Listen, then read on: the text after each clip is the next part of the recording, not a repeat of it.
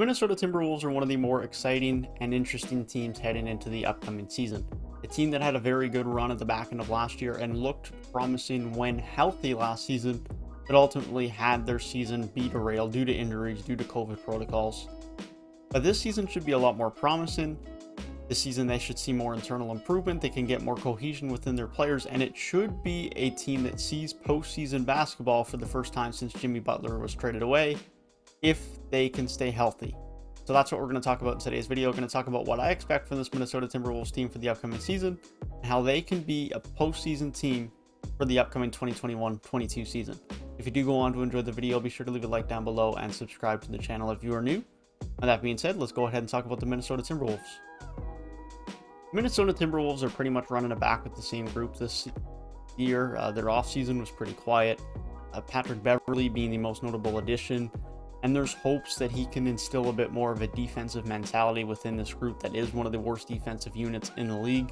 But outside of that, they re-signed Jordan McLaughlin and Jared Vanderbilt. They traded away Jonathan Hernan-Gomez. Jarrett Culver, who was just a top 10 pick for them a couple of years ago. And then Ed Davis has also left the team as well. Chris Silva and Nathan Knight have been brought in to replace that big man depth. Generally speaking, the same rotational guys are back. As I mentioned, Patrick Beverley's the only crucial guy who's been brought in.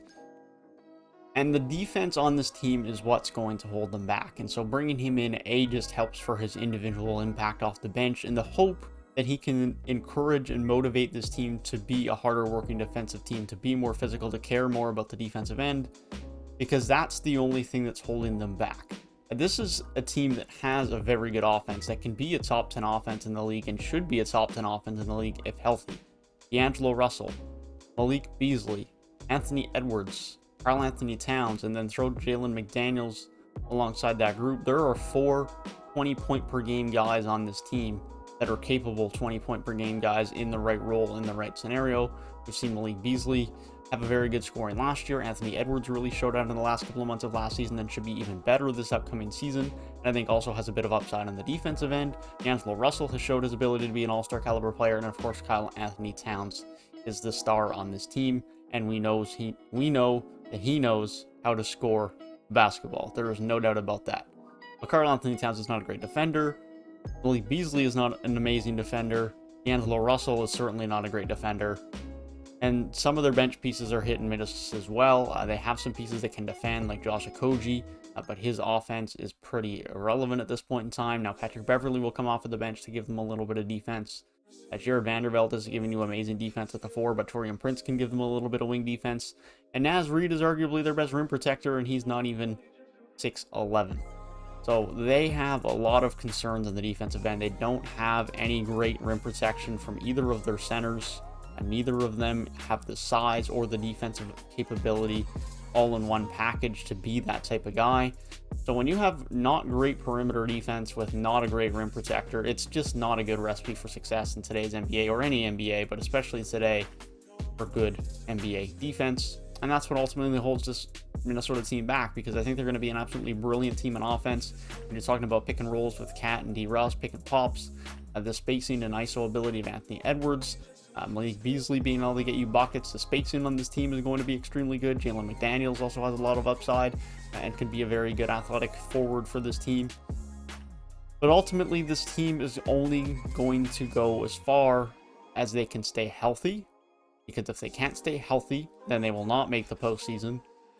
And ultimately, they also need to have some level of commitment to the defensive end. This team will score if healthy. That is not in doubt.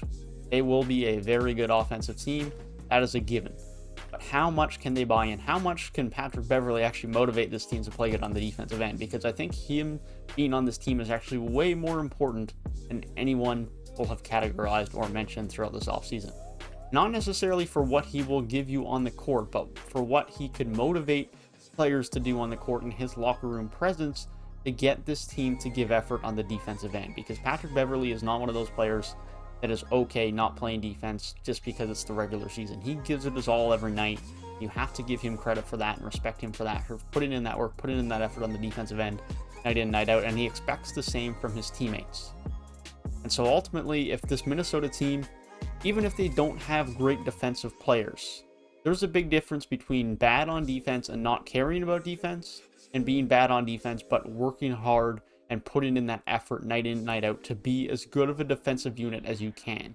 Because at the end of the day, a big part of our defense is hustle, compete, and energy. And if this Minnesota group can bring that, then this should be a team that we can see in the postseason come the end of this season. I expect this to be a postseason team. I don't necessarily know if they will get past the playing games. This Minnesota team, if healthy, has no excuse to not be in the playing games come the end of the regular season.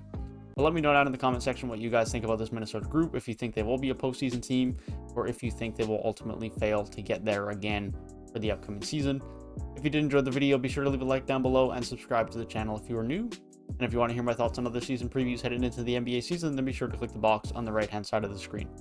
That being said, I hope you guys have a great rest of your day, and I will see you guys in the next one. Peace.